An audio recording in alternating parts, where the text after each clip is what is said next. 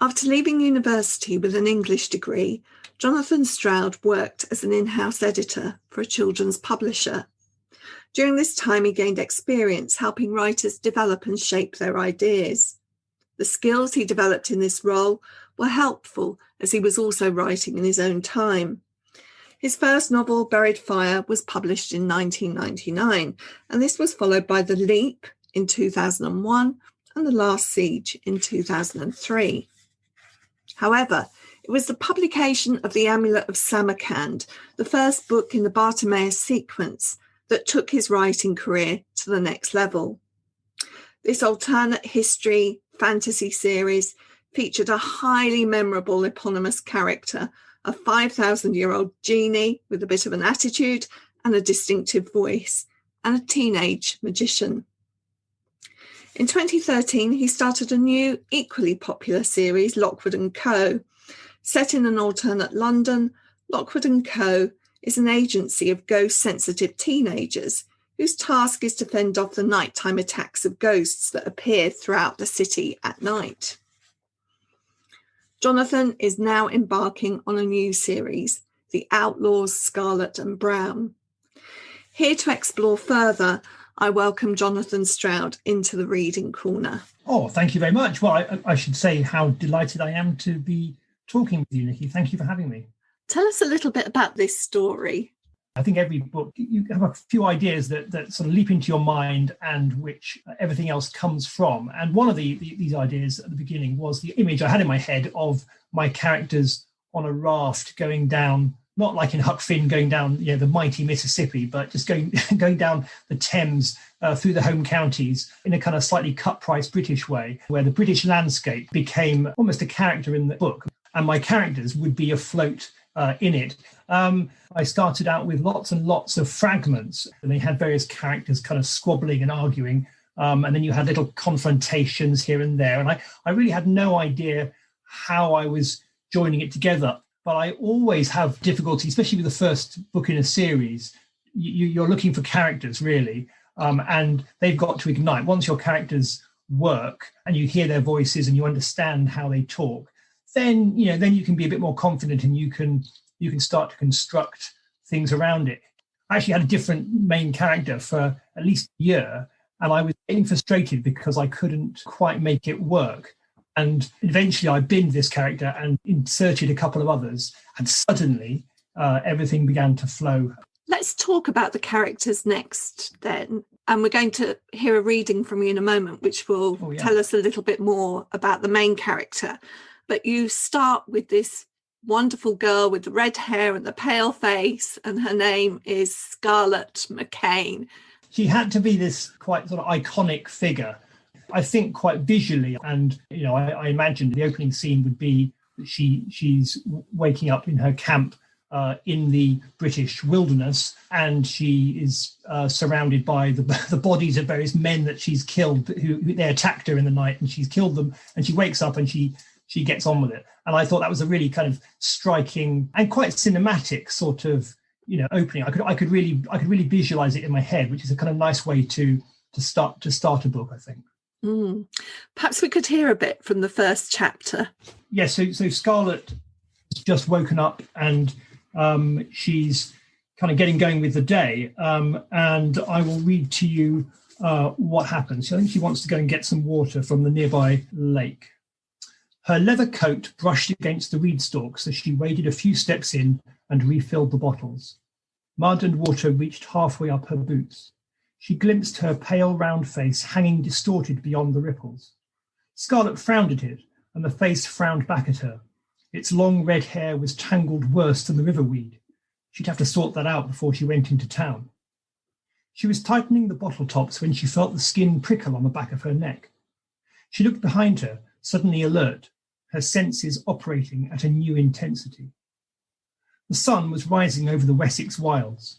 Everything was lit a fiery, optimistic gold. There was almost no breeze. Out on the lake, the motionless water clung about the reed stems, as flat and blank as glass. Scarlett stood where she was, a bottle in each hand, trying to hollow herself out so that every available sensation came flooding in. Her eyes moved slowly round. No danger was visible, but that didn't fool her. Something had come out of the forest, drawn by the smell of spilled blood. So where would it be? A short distance from the shore, midway between the lake and the trees, the remains of ancient buildings protruded from the humped grass. The melted walls were crags now, harder than rock and fused into strange black shapes. A flock of birds, coiling like a streamer, wheeled and darted high above, then swept off across the forest. She could see nothing else, nor was there any sound. Scarlett walked back to her rucksack, fixed the bottles, and hoisted the bag over her shoulders. She kicked soil onto the fire, circling slowly so as to scan the landscape in all directions. If time had allowed, she would have rifled the bodies of the outlaws in search of supplies, but now she just wanted to get away. She made a token inspection of the bearded man, just another failed farmer who thought possessing a knife, a paunch, and a bad attitude made him capable of attacking a lone girl sitting by the campfire. The knife was not as sharp as the one Scarlett had in her belt, but he did have a grease-proof pack of sandwiches in the pocket of his jacket. So that was Scarlett's lunch sorted. She left the camp and began threshing her way through the tall, wet grasses. Off to the west, clouds were massing to extraordinary heights, mountains of pink and white towering over the Welsh frontier. Scarlett moved away from the lake and made directly for the crags. Better face the creature now, out in the open with the sun at her back, than be stalked across the marshes. Hide and seek wasn't her thing. When she got within 50 yards of the walls, she stopped and waited. Presently, a long, low-backed piece of darkness peeled off from the edge and loped into the sunlight. It was a brindled grey and black wolf, a mature adult, twice as long as Scarlett was tall. Its head was lowered, but the lazily swinging shoulder blades rose almost as high as her chest. The amber eyes were fixed upon her. It came forwards unhurriedly, with the confident swagger of a salesman about to close a deal. No fuss, no flurry. It too was keen to get the job done. Scarlett's hand moved slowly towards her belt. Otherwise she stood where she was, a slight, slim figure in a battered brown coat, weighed down with a rucksack and tube and bottles and all the paraphernalia of a girl who walked the wilds. The wolf slowed its pace. When it was 6 yards away, it halted. It raised its head to the level of Scarlett's, and she and the animal appraised each other. Scarlett took note of the wet fangs, the black lips, the intelligence burning in its gaze. Perhaps the wolf noted something in Scarlett McCain too. It turned its head. All at once it was trotting past her and away. Its thick, sharp tang whipped against her face and was gone. Girl and beast separated. The wolf ambled towards the lake, following the scent of the bodies.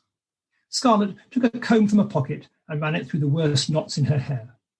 Then she located a piece of bubble gum, tightened the straps on her rucksack, adjusted the hang of her gun belt, and set off towards the distant town. Enough dawdling. Time to get on with business. Time to demonstrate how a robbery should be done. One of the things that I really appreciated in the skill in your writing was how you built that world incrementally without me even realizing that you're building a world. I'm just absorbed in it. So in that first bit where we've just been introduced to Scarlett, it's interesting to think about what you do tell us. How do we know when it's set, for example, from that opening? Well, there's a bit I didn't read, and there's a kind of crucial mention of the fact that she can see across these fens. She can see the town of Cheltenham, and Cheltenham is surrounded by defensive walls. And so you know straight away in a slightly different version of England. But there's mention to the kit that she has, and there's mention of plastics and guns and things. So you know it's not medieval.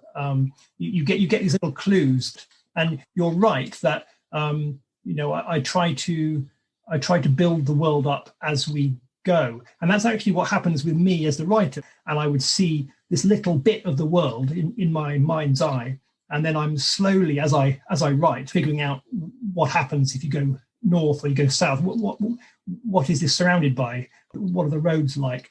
All these questions that come naturally as you start moving your characters around the board. And in fact, it's still the case now, because I'm now sitting here trying to think about book 2, and there are more aspects of the world that I'm trying to uncover. And you go through the series. If I do 2 or 3 books, by the end, hopefully, I'll have figured out the whole world, and my readers will see it in its entirety also. Tell us a little bit about this wolf, because it doesn't feel like it's an ordinary wolf. Yeah, everything's slightly off. Not just the wolf, but there are birds that are flying around, and there's mention of them being kind of, some of them have teeth, and then you have rather large otters that are in the Thames. And essentially the British landscape has altered, and the animals in it have altered too, and they've evolved, and they've become larger and slightly less amenable. It becomes more of a big deal to travel, and most of the people will tend to stay close to their towns, and they don't want to go out and get eaten by anything. But Scarlett, being Scarlett, is a traveller, and that's one of the themes of the book, really, is the importance of looking outwards and not shutting yourself off in little communities.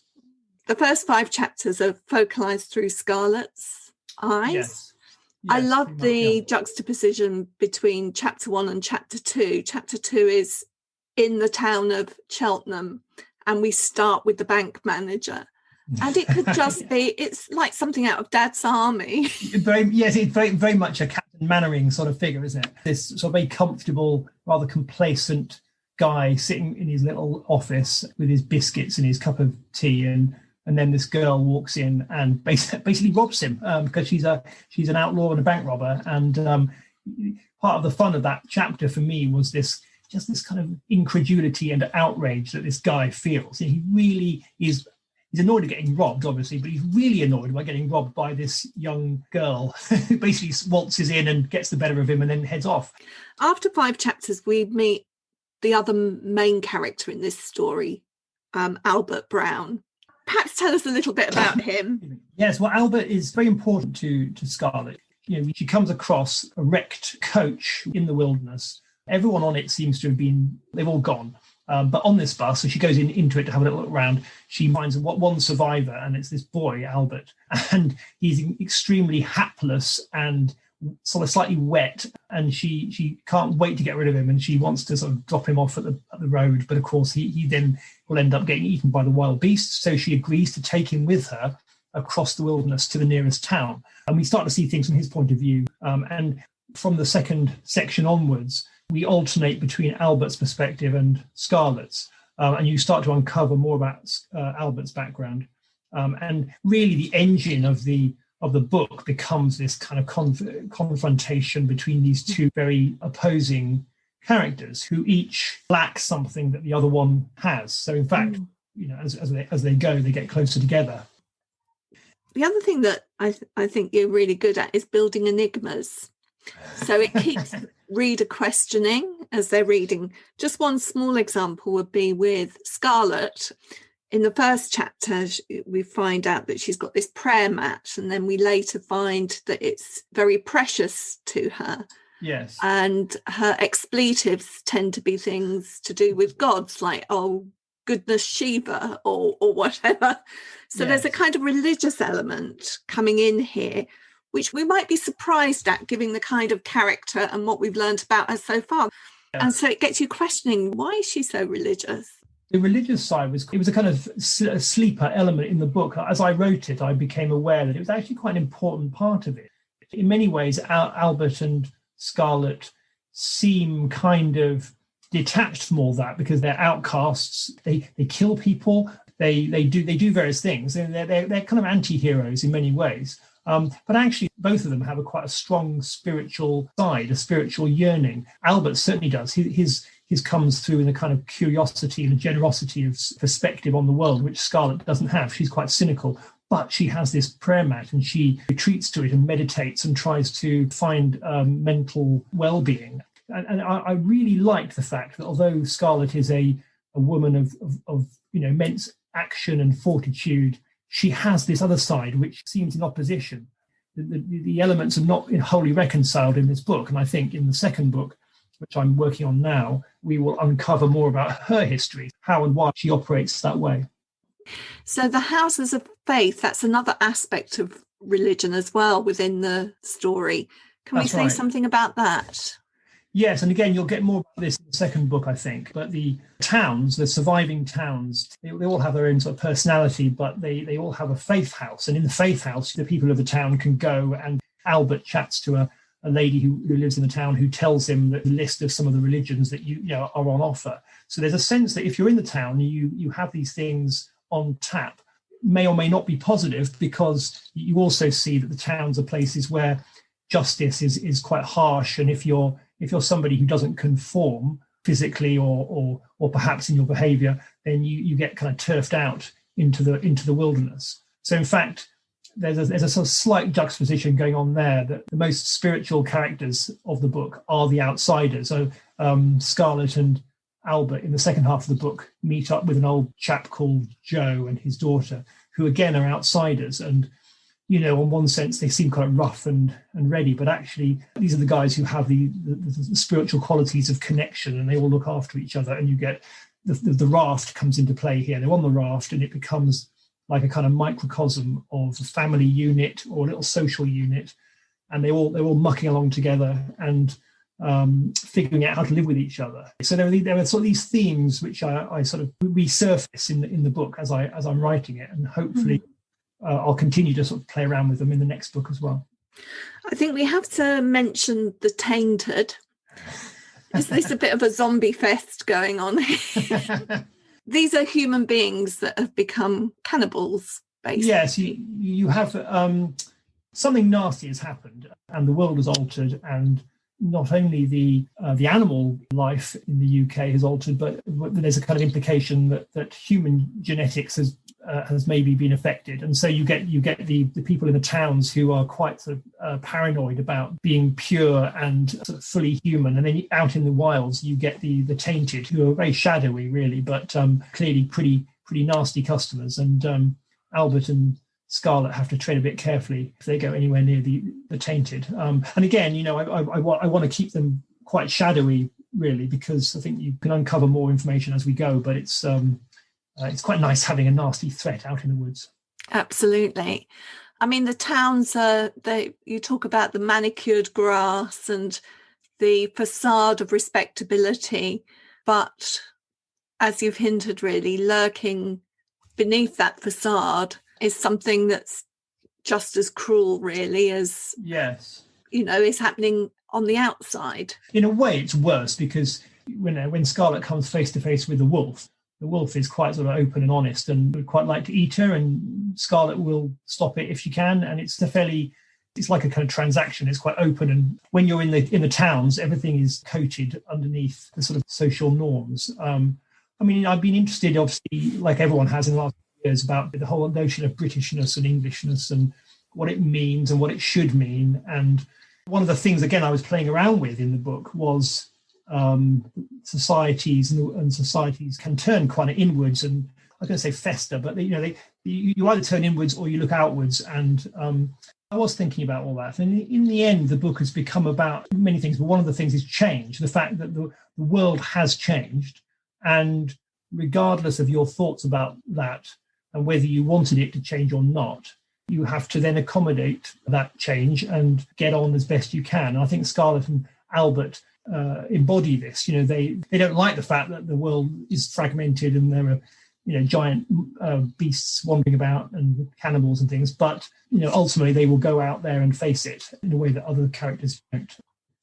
Now, I have to say, moving to slightly lighter things here, you choreograph a very good gun battle. Oh, good. I mean, it just felt so authentic. You know, there's a place where Scarlett is in a shootout and she kind of makes her elbow show to the side of the tree to kind of deflect them. And I don't know, that I thought it was a really good piece of choreography going on there. Thank you. I'm really pleased you like that, because I really enjoyed doing that. And part of the pleasure of Scarlett is that she's a tremendously physical presence, and I really wanted to show her, as opposed to Albert, who was running away. Scarlett is incredibly kind of competent, and it's all about where you stand, where your enemies stand. If they don't stand in the right place, then you'll be able to shoot them. You're really trying to visualize it as something physical that I could see in front of me. I'm glad you enjoy that. I mean, it's one of the pleasures about doing an adventure story or a quest story, that you can create different action scenes, and some of them are to do with suspense and some of them are to do with that kind of tension. And it's fun to bring the changes and try and make each one sing a little bit. That's also very cinematic. And I also wanted to say that, we've talked about the darkness of this world, but there's incredible lightness that comes largely through the dialogue between Scarlett and Albert. Really important to me over the last 20, suddenly feeling a bit ancient, the last 20 years or so, I've, with my Bartimaeus series and my Lockwood & Co books in particular, I've realised that a really important part of writing for me is to use humour and have it there as a kind of balance to some sort of darker stuff. So you can put in all kinds of fairly heavy, dark things like cannibals and gun battles and apocalyptic scenes, but actually that's counterposed by the relationships of your main characters and the humour and the lightness that they show offsets that properly.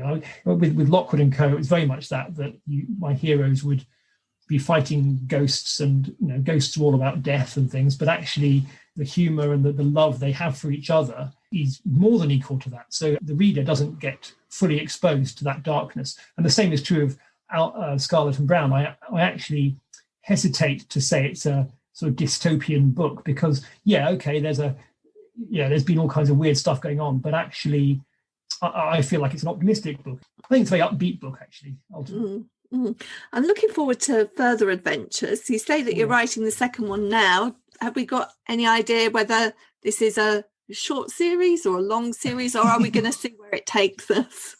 I'm always very cautious about these things. I think my instincts at the moment are that 3 books would be about right. I think you often do start with something quite small. Your focus is on a girl by a campfire, a few dead bodies in this landscape, and she gets up and she starts walking, and then your perspective starts to broaden. After a while, you've got a whole book, and then I think I can probably keep widening this for another book, maybe 2 more books, and you can dimly see what might be happening in the next book or 2. So I think she's going to Northumbria. Yeah, she does. She does say. You said that in this book. I'm not giving away any. She does. Yeah, definitely. No, in fact, that's one of my things I'm wrestling with at the moment. Where's my map gonna take me? Where precisely are we going to be in book 2? That's one of the fun things I'm trying to figure out right now. Well, thanks so much for talking to us in the Reading Corner. It's published in April. Yeah, no, it's been a real delight to chat about it. And a delight to talk to you. Thanks, Jonathan. Thank you very much.